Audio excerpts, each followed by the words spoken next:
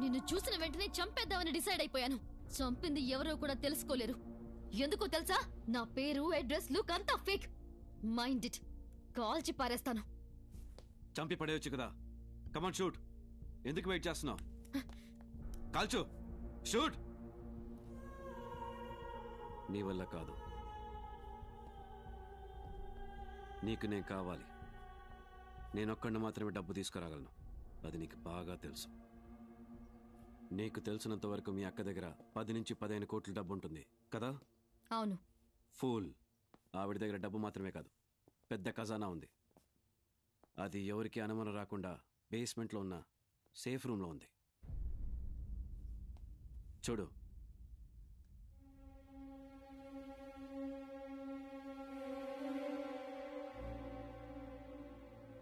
Minimum 500 కోట్లు ఉంటుంది.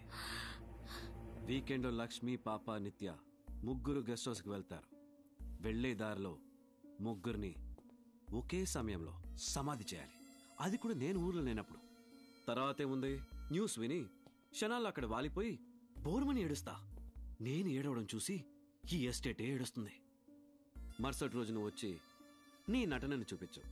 ఆ తర్వాత కార్యక్రమం అయ్యాక నేను ఊరికి వెళ్ళిపోతానని చెప్పు. అప్పుడు నేను నిన్ను ఫోర్స్ చేసి ఇక్కడే ఉండేలా చేస్తాను. నీకు మంచి పేరు వచ్చేలా చేసి నిన్ను ఎండీని చేస్తాను. కొన్ని రోజులు మంచి వాళ్ళలాగే బ్రతుకుదాం. మొత్తం ఖజానాని కొంచెం కొంచెంగా అనుభవిద్దాం. ఆ తర్వాత ఈ ఎస్టేట్ అమ్మేసి జంప్ అయిపోదాం. Super idea.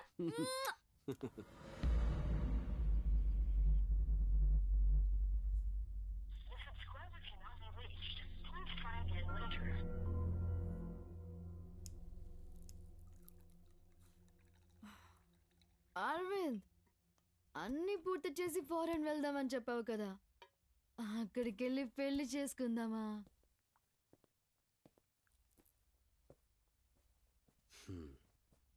మన ఇద్దరికి సెట్ అవ్వదు సుభద్ర. నీకు నా గురించి, నాకు నీ గురించి బాగా తెలుసు. అందుకే ఎప్పుడైనా ప్రాబ్లం రావచ్చు. అప్పుడు ఇద్దరం దొరికిపోతాం.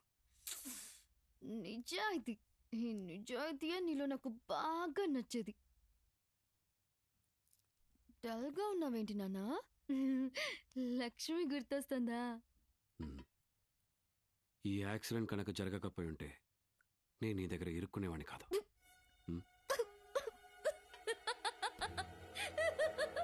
ఏంటి, దొరికేవాడివి కాదా? ఆ యాక్సిడెంట్ చేసిందే నేను డార్లింగ్.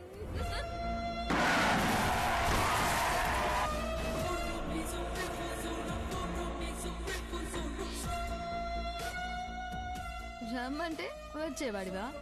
అందుకే ప్లాన్ చేసి లేపేశా. ఎలా ఉంది? ఇప్పుడే మొదటిసారిగా నిన్ను చూస్తుంటే నాకు భయమేస్తుంది. ఏ? కొట్టేసిన డబ్బు నువ్వు తీసుకున్న వెంటనే నాకు షేర్ ఇవ్వకపోయినా పర్వాలేదు. నా గురించి పోలీసులకు చెప్పేస్తే? I'm not a professional blackmailer. నా డబ్బు నేను దక్కించుకోవడానికి నిన్ను ఉపయోగించుకుంటున్నాను అంతే. ఖచ్చితంగా నీ షేర్ నీకు వస్తుంది. Believe me. దాంతో పాటు ఆ సేఫ్ లాకర్లో ఉన్న వీడియో చిప్ నాకు ఇచ్చేస్తావు కదా? హే లూజు, లాకర్ అంటే బ్యాంక్ లాకర్ అనుకున్నావా? నా బాడీ లాకర్ లో భద్రంగా దాచిపెట్టాను. బాడీలోనా? అదెలా? 3 సంవత్సరాలు మెడికల్ కాలేజ్ లో చదువుకున్నదాన్ని. ఇది కూడా చేయలేకపోతే ఎలా?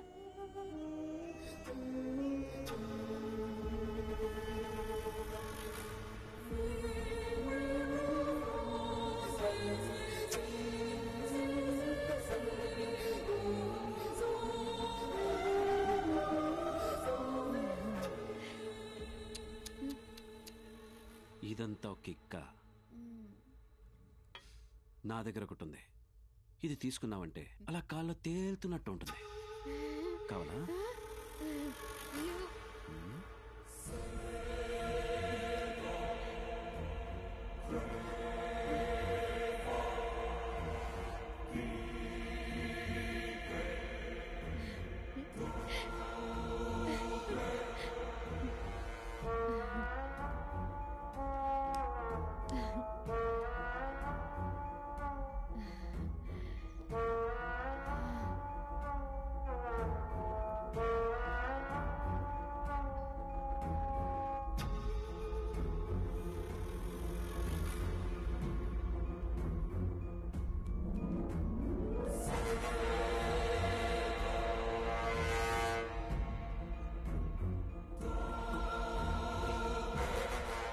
బేబీ బేబీ బేబీ, నేను నీకు ఇచ్చాను కదా, అది మత్ ఇంజెక్షన్ కాదు, వేరే.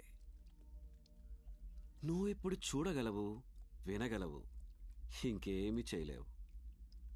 ఎప్పుడు కూడా విడోస్కి, డివోర్స్ అయిన అమ్మాయిలకి అందమైన హస్బెండ్ దొరకడం చాలా కష్టం. అటువంటి డబ్బున్న ఫ్యామిలీస్ని చూసి స్కెచ్ వేసి లోపలికి వెళ్ళి హ్యాపీగా సెటిల్ అవుతాను. ఎప్పుడు నా గురించి వాళ్ళకి నిజం తెలుస్తుందో అప్పుడు వాళ్ళని అంతం చేసి నెక్స్ట్ టార్గెట్ వెతుక్కుంటాను. ఇదే నా స్టైల్. గోవా విషయంలో మాత్రం ఏదో తప్పు చేసి నీకు దొరికిపోయాను. అందుకు నీకే థ్యాంక్స్ చెప్పాలి. నువ్వు నాకు డబ్బున్న అక్కన మాత్రమే చూపించలేదు, పెద్ద ఖజానా కోటనే చూపించావు. ఈ ఖజానాని వదిలేసి నేనెందుకని ఊర్లని తిరగాలి? ఇకపై లైఫ్ లాంగ్ ఇక్కడే సెటిల్ అవుతాను. ఎప్పుడైనా ఏదైనా అనుభవించొచ్చని డిసైడ్ అయిపోయా. కానీ నాకున్న ఒకే ఒక అడ్డు, నువ్వు, నీ దగ్గర ఉన్న వీడియో ఆధారాలు.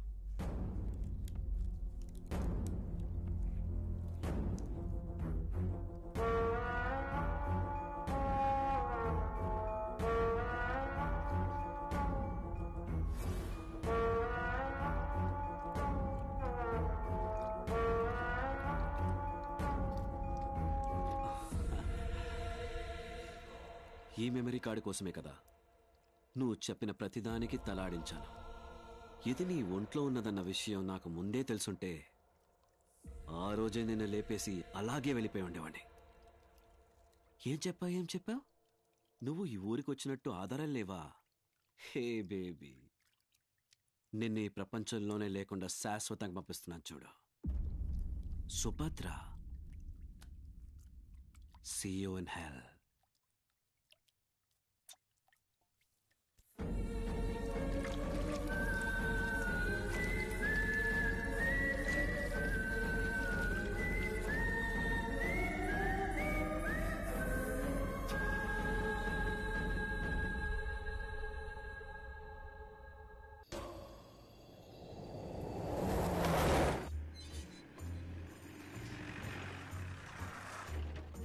Good morning sir. Welcome sir. ఏంటి? Congrats sir. Congrats sir. Thank you. Sir congratulation sir. Thank you. Welcome. Thanks. ఏంటిదంత కొత్తగా? రా చెప్తాను.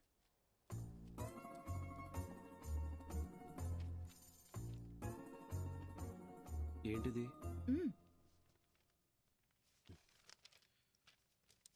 ఈ రోజు నుండి నువ్వు ఫ్యాక్టరీ మేనేజర్ కాదు, మేనేజింగ్ డైరెక్టర్.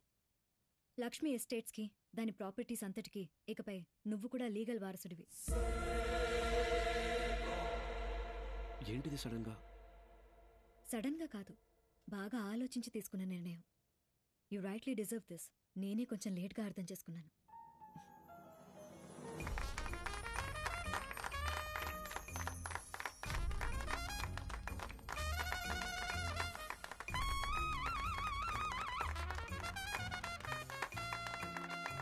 కంగ్రాట్స్.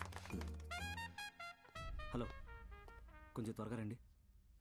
నువ్వున్న ఈ కంపెనీకి ఒక మంచి గుర్తింపు ఉంది.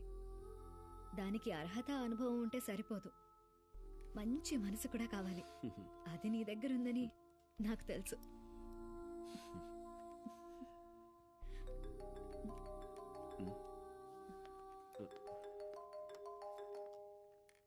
I'll be back. Yeah. Hello.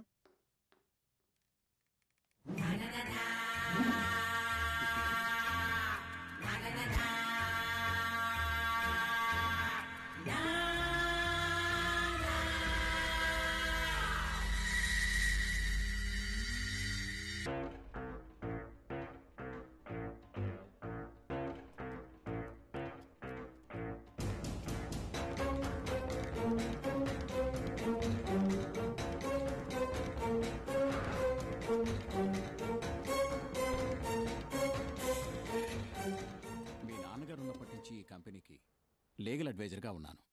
ఎంత పెద్ద డెసిషన్ అయినా సరే మమ్మల్ని అడగకుండా నువ్వు ఎప్పుడూ తీసుకోలేదు. ఈ విషయంలో ఎందుకో నువ్వు కొంచెం తొందరపడ్డావమ్మా. అతను వచ్చి 6 నెలలు అయింది మేడం.